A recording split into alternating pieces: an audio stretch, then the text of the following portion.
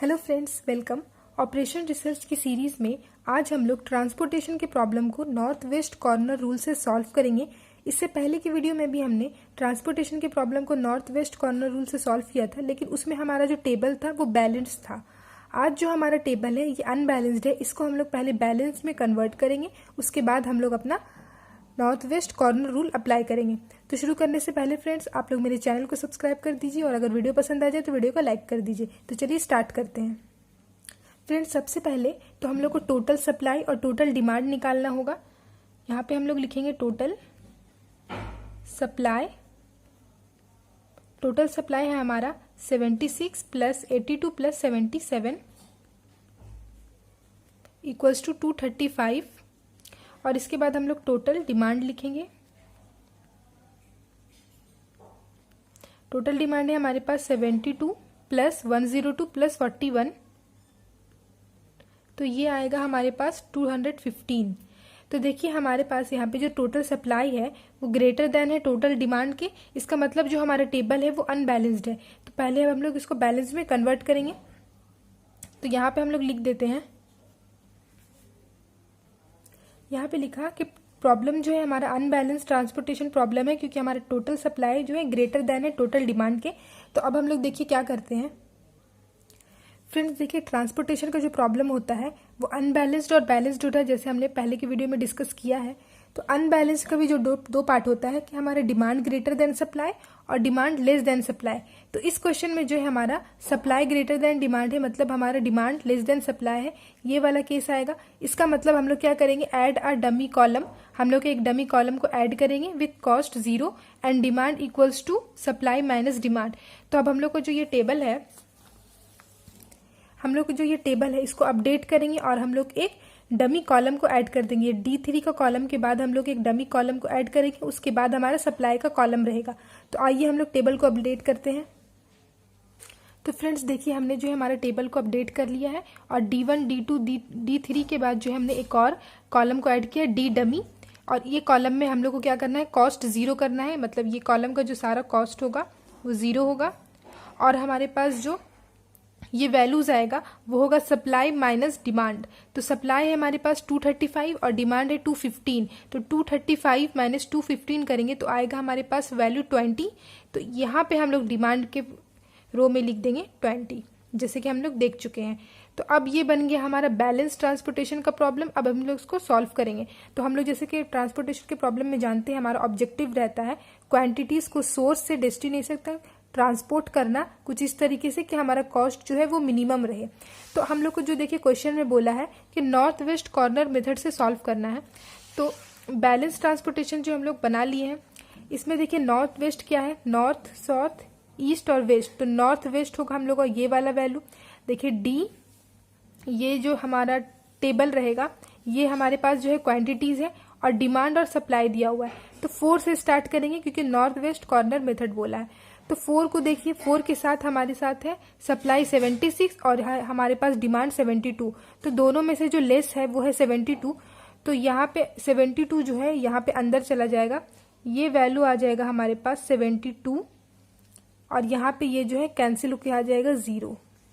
और इसके साथ जो हमारे पास ये सप्लाई है ये कैंसिल होके हो जाएगा, 76 था यहाँ 72 है, तो 76 माइनस 72 यहाँ पे आएगा 4।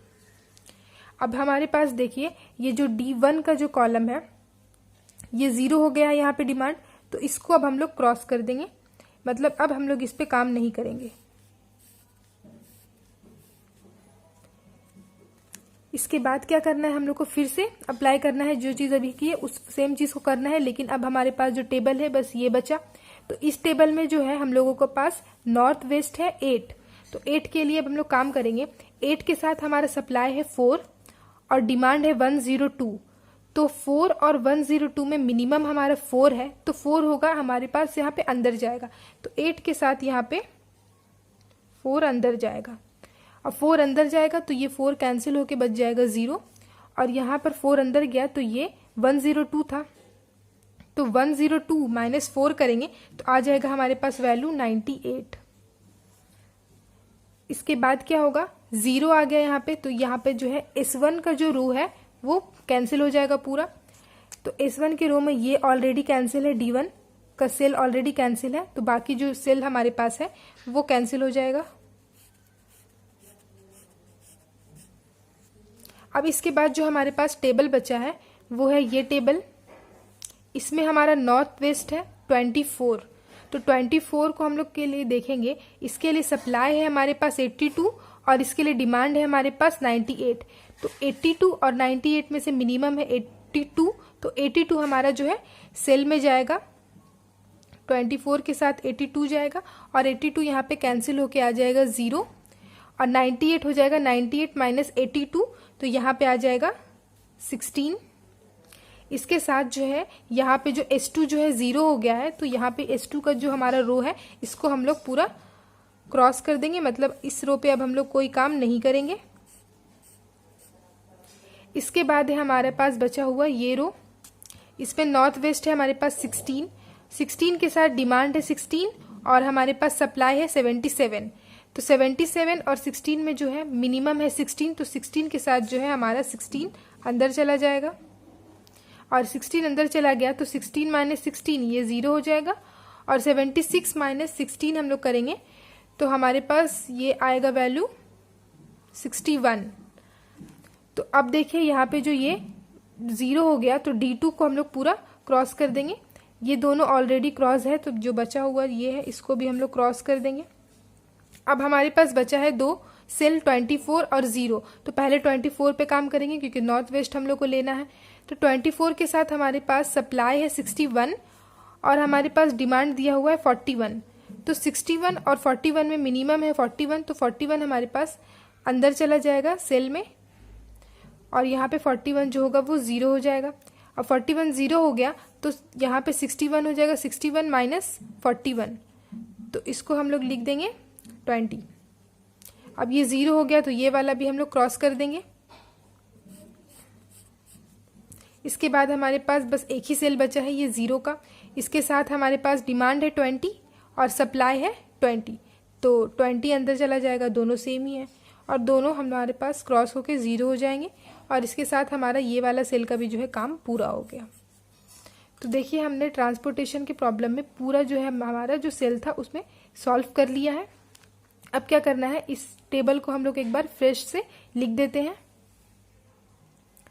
तो फ्रेंड्स देखिए हमने यहाँ पे एक बार अपना जो टेबल को है फ्रेश से लिख लिया है, इनिशियल फिजिबल सॉल्यूशन लिख करके।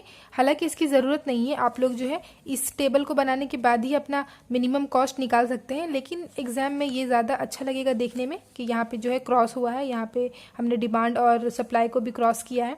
तो इसके बाद हमने एक फ्रेश टेबल जो है बना लिया। इसमें जो हमारे पास क्वांटिटी था और क्वांटिटी के साथ जो कॉस्ट आया था उसको लिखा है, जैसे कि S1 जैसे 1 जो है हमारा उसमें 4 के साथ 72 आया था। जो हमारे पास वैल्यूज आए थे एलोकेटेड सेल थे उस सारे को हमने लिख लिया है और इसी साथ हमने सप्लाई और डिमांड को भी लिख लिया है। इसके बाद है हम लोगों को मिनिमम ट्रांसपोर्टेशन कॉस्ट निकालना। तो मिनिमम ट्रांसपोर्टेशन कॉस्ट होगा, देखिए यहाँ पे S1 के साथ जो है 472 है, जो हमारा एलोकेटेड सेल है, यानी कि जहाँ पे हमारे पास कॉस्ट आया है। तो 472 84 इस सबको हम लोग मल्टीप्लाई करते हुए ऐड करते चले जाएंगे, तो हमारे पास मिनिमम ट्रांसपोर्टेशन कॉस्ट हो जाएगा 4 × 72 प्लस इसके बाद है हमारा नेक्स्ट 8 × 4 प्लस इसके बाद है 24 × 82 प्लस इसके बाद है हमारे पास इसमें 16 × 16 प्लस यहाँ पे है 24 × 41 प्लस इसके बाद है हमारे पास 0 × 20। इसके बाद हमारा और कुछ एलोकेटेड सेल नहीं है, तो ये हमारा जो आया ये है हमारा मिनिमम कॉस्ट। इसको हम लोग कैलकुलेट करेंगे। तो फ्रेंड्स कैलकुलेशन करने के बाद जो वैल्यू एज आएंगे हमारे पास वो होगा 3528। क्योंकि ये मिनिमम कॉस्ट है तो हम लोग यहाँ पे रुपीज़ भी लिख सकते हैं कि हमारा जो रुपीज़ है ट्रांसपोर्ट करने का सोर्स से डेस्टिनेशन तक किसी भी क्वांटिटी को, वो आएगा हमारा 3528। तो ये हमने निकाला है वैल्यू जो है नॉर्थ वेस्ट कॉर्नर रूल से। इसके बाद भी हम लोग अगर चाहे तो लिख सकते हैं। इसके बाद हमने लिखा कि here the number of allocated cell is 6। हमारे पास 6 एलोकेटेड सेल है। देखिए यहाँ पे जो ये सेल है ये एलोकेट हो चुका है, यहाँ पे CIJ का वैल्यू निकला है। तो 1 2 3 4 5 6, तो हमारे पास जो है ये 6 एलोकेटेड सेल है। तो हमने यहाँ पे लिखा 6 एलोकेटेड सेल, और ये इक्वल टू क्या है, m प्लस n माइनस 1 के इक्वल टू है। m का मतलब होता है हमारे पास जो सोर्स है, मतलब ऑरिजिन। तो हमारे पास कितने ऑरिजिन है, 1 2 3, 3 ऑरिजिन है। प्लस n का वैल्यू होता है हमारे पास डेस्टिनेशन। क्योंकि हमने यहाँ पे एक डमी कॉलम को ऐड किया है तो हम लोग इसको भी काउंट करेंगे। तो हमारे पास डेस्टिनेशन जो है 4 है, तो m प्लस n यानी कि 3 प्लस 4 7 हो गया, माइनस 1 यानी कि 6। तो हमारे पास 6 एलोकेटेड सेल है। और हमारे पास देखिए जो एलोकेशन है वो बिल्कुल इस तरीके से है कि हमारे पास, तो इसको हम लोग बोल सकते हैं कि हमारा जो सॉल्यूशन है वो नॉन डिजेनरेट है। So the solution